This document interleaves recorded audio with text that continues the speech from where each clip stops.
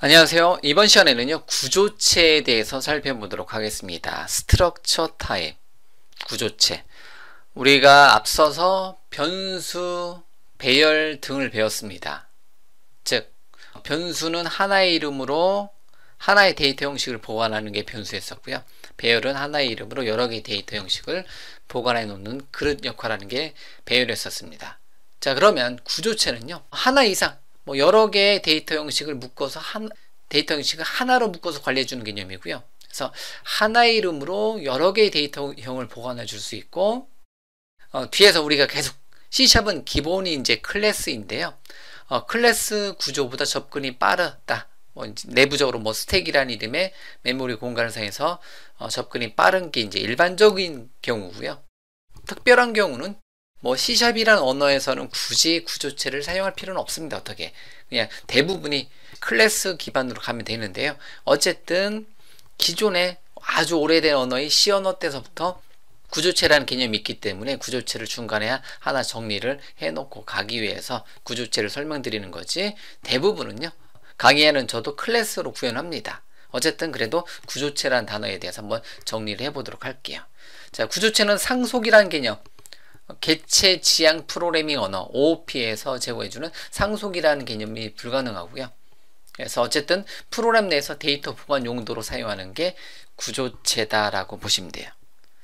그래서 데이터 보관 관점에서 변수는 하나의 이름으로 하나의 데이터 형식을 하나만 보관하는 그런 역할이고요. 배열은 변수의 확장된 개념으로 하나의 이름으로 하나의 데이터 형식을 여러 개 보관해 놓는 그릇이고요.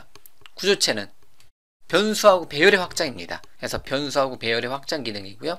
하나의 이름으로 하나 이상의 데이터 형식을 하나 또는 여러 개 보관해 놓을 수 있는 기능이 구조체다. 그래서 variable, array, struct, 이제 어떤 데이터 보관 관점에서는 계속해서 이제 한 단계씩 더 나가는 거다라고 보시면 돼요.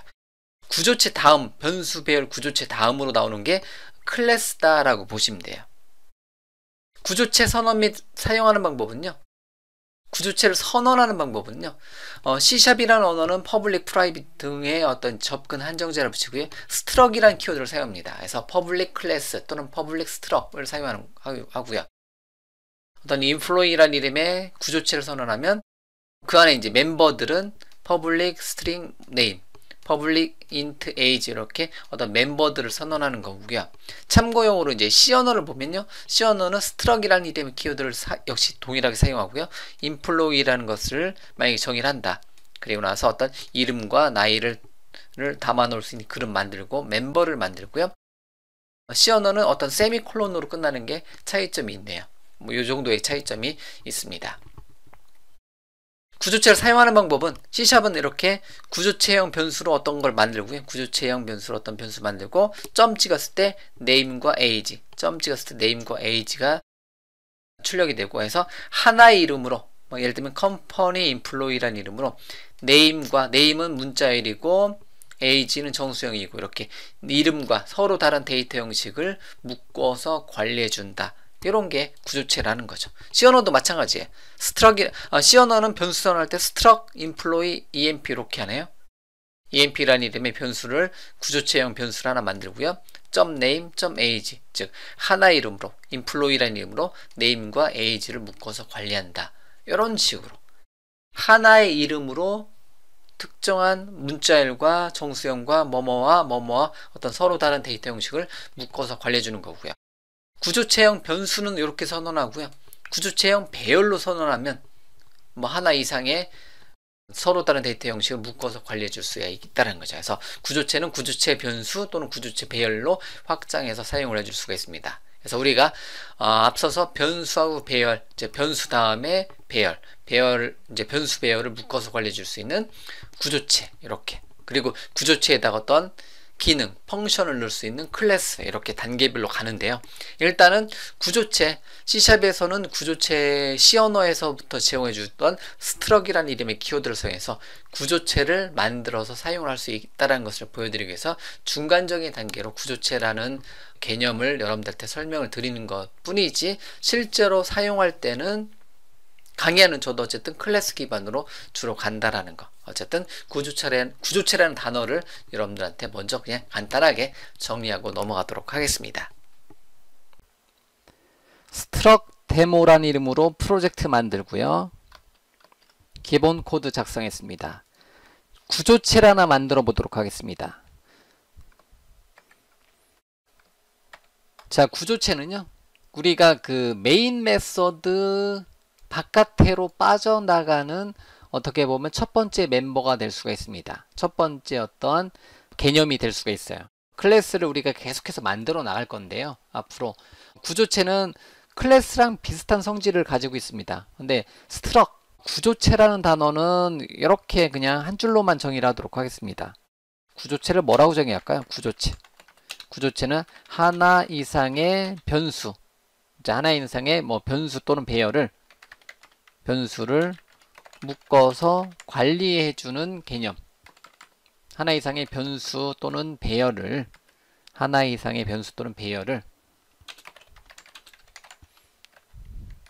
묶어서 관리해주는 개념. 나중에는 또 내용이 바뀔 수도 있겠지만요. 지금은 요 단어, 현재 이제는 스트럭 데모라는 이름의 프로젝트는 이 단어, 요 한 줄로 정의를 하도록 하겠습니다. 자, 그러면 구조체를 만드는 거는요, 일반적으로 우리가 지금까지 클래스 만들어 놓은 거랑 동일합니다. 그래서 스트럭이라는 이름의 키워드를 사용해서 여러분들이 어떠한 구조체를 만들어 줄 수가 있습니다. 예를 들면 포인트라는 이름의 구조체는 이렇게 스트럭 뭐뭐뭐 중괄호 열고 닫고 이렇게. 그럼 여기에는 어떤 멤버가 들어오냐면 정수형 X하고 정수형 Y를 어떻게 관리해 줄 수 있다는 거죠. X하고 Y를 담아 놓을 수 있는 그릇을 포인트라는 이름으로 관리를 해줄 수가 있겠구나. 요 개념을 보시면 되겠고요. 그러면 여기서 메인에서는 포인트 개체를 포인트형 변수를 하나 선언하겠습니다. 포인트 소문자로 이렇게.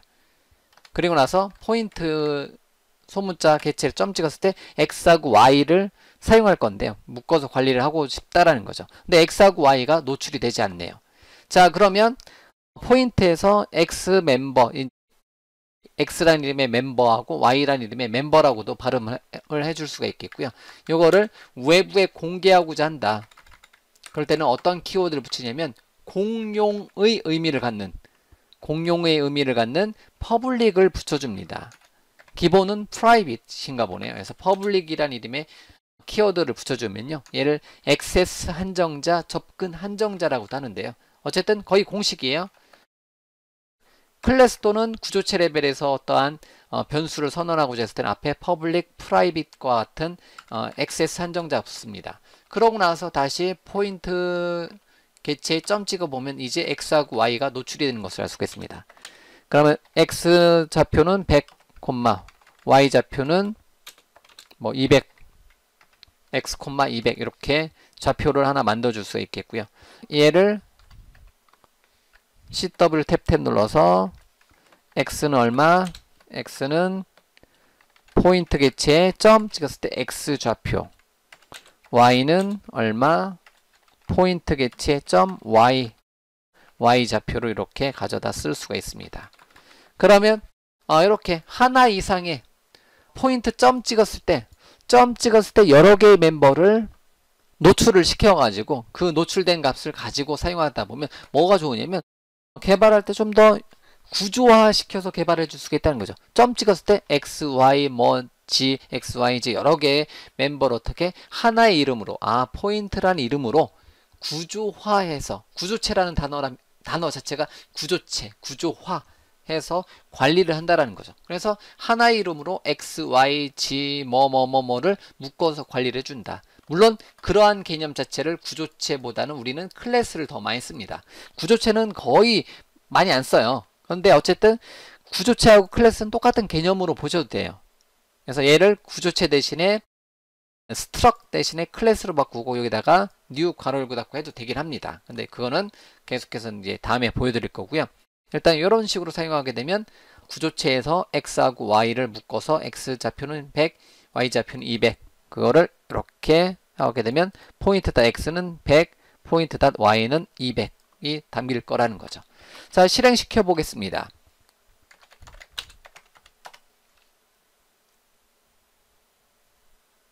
실행시켜보면 x는 100, y는 200이 출력이 됩니다. 우리가 예상한 그대로죠. 우리가 예상한 내용 그대로 실행이 된다라는 거죠.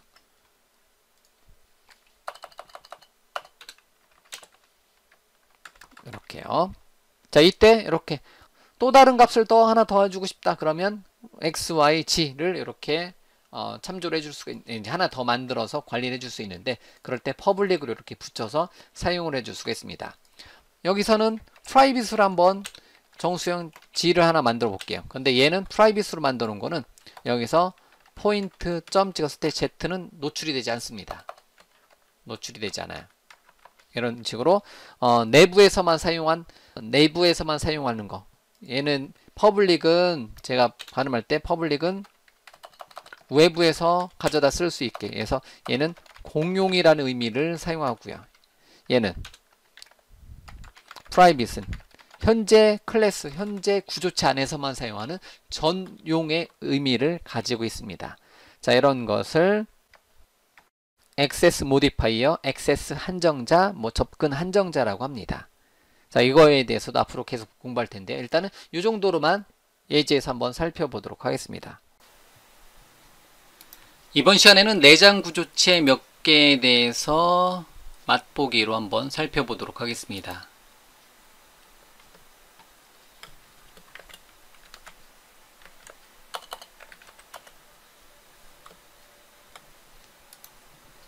자, 몇 번 나왔었는데요. 앞에서 몇 번 나왔는데 데이트 타임 구조체가 있습니다. 내장된 구조체고요. 마우스 올려볼까요? 앞에 보면 스트럭으로 되어 있습니다. 데이트 타임은 system.datetime 클래스가 아니라 구조체예요. 그러면 얘는 뭘 해주냐면 datetime.now를 요청해주면 말 그대로 현재 시간을 알려줘요. 몇 년, 몇 월, 며칠, 몇 시, 몇 분, 몇 초를 알려줍니다. 그러면 이런 거는 암기 과목이에요. datetime.now 년도만 알고 싶다. year, datetime,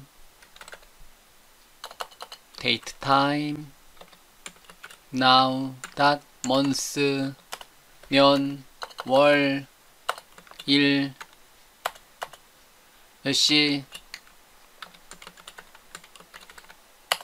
몇 분, 단어 그대로 점 찍으면 나오는 거니까 몇 초, 그 다음에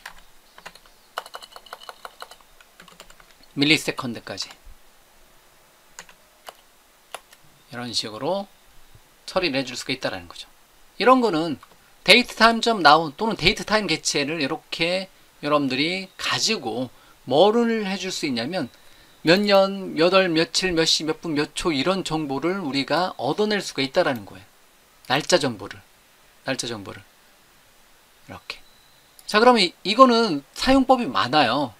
그 다음에 만약에 인위적으로 특정한 날짜를 넣어주고 싶다. 특정한 날짜 값으로 만들어주고 싶다. datetime 구조체 타입으로 now라고 할까요? 그러면 어떻게 한다?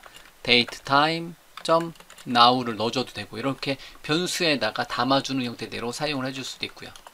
now도 현재 내용 그대로도 사용이 되는 거고요. 그 다음에 특정한 날짜 올해가 며칠이 지났는지를 알고 싶다.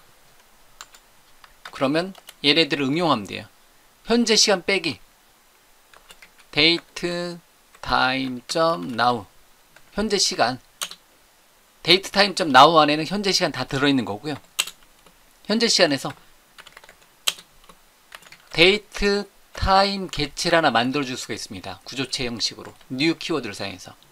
그러면 datetime 구조체에다가 new 키워드를 사용해서 뭐를 만들어줄 수 있냐면 2020년 1월 1일을 넣어줄 수가 있어요. 이렇게.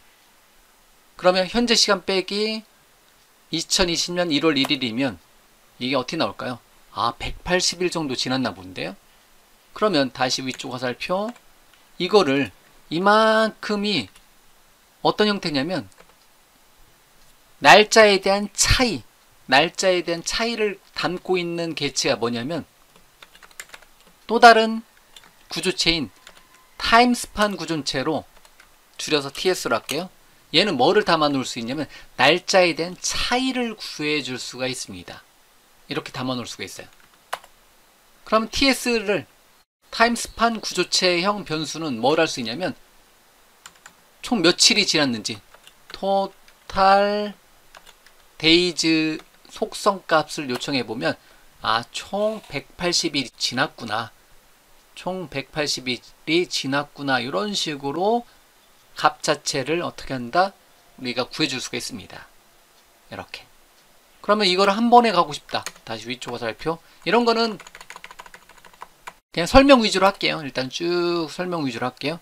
그럼 이만큼 자체가 눈에 보이지 않게 타임스판 구조체의 값이다. 그럼 요거에 토탈 데이즈를 바로 이렇게 출력을 시켜줄 수도 있고, 그런 다음에 날짜 같은 경우는 오늘까지 포함한다. 그러면 매스 클래스의 실링을 사용하게 되면 올림이에요. 올림.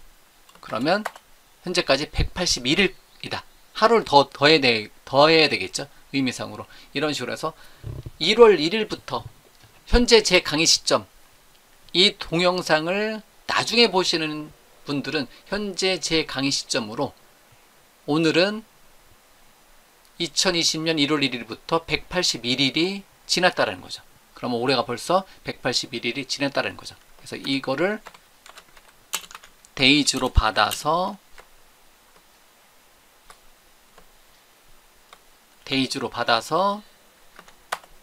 데이즈를 출력해 보면 얼마? 181일이 지났다라는 거죠. 그러면 제가 올해 목표 중에 하나가 있어요. 뭐가 있냐면 올해 목표 중에 매일같이 만보 걷기. 제 시계 기준으로 만보가 저의 목표였어요. 그러면 현재까지 얼마? 현재까지 몇 걸음을 걸었는지를 계산해 보면 현재까지 데이즈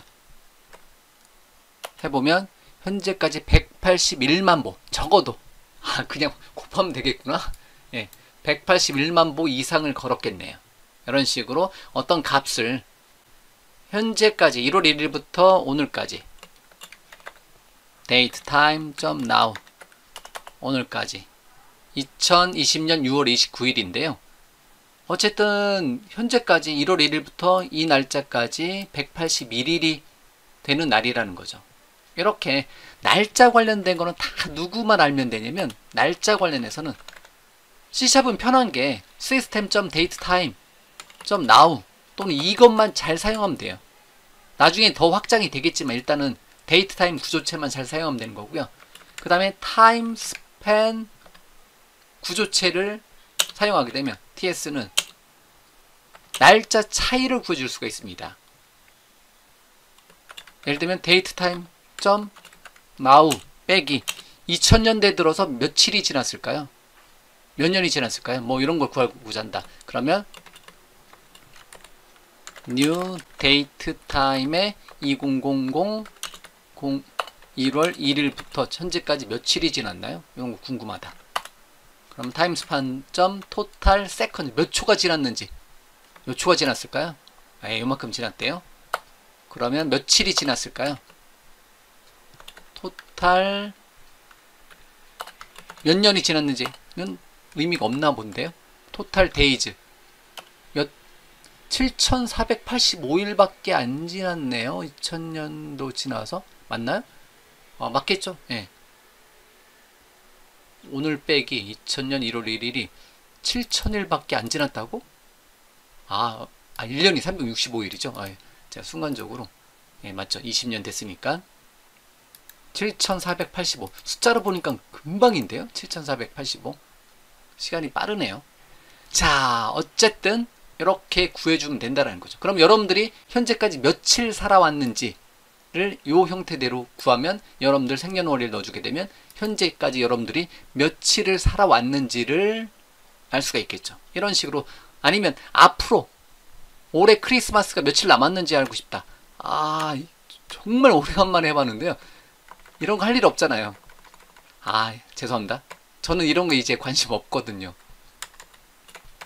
그러면 2020년 12월 또는 특정한 날짜가 뭐 여러분들 생일이 될 수도 있겠고요. 며칠 남았는지를 한번 구해보고 싶다. 그러면 datetime.now로 요만큼의 날짜 차이를 구해서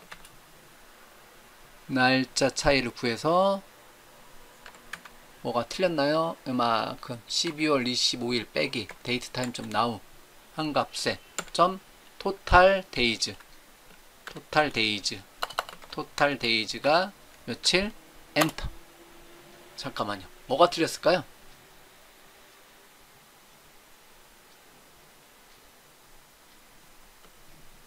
뭐 틀렸는데? 뭐가 틀린, 다시 위쪽 화살표, 이거, 바인딩, 데이트 타임 하나, 두 개. 아, 괄호가. 이게 하나죠? 예. 그러고 나서 이거 빼기. 요거 잠깐만요. 이거를 하나로 보고,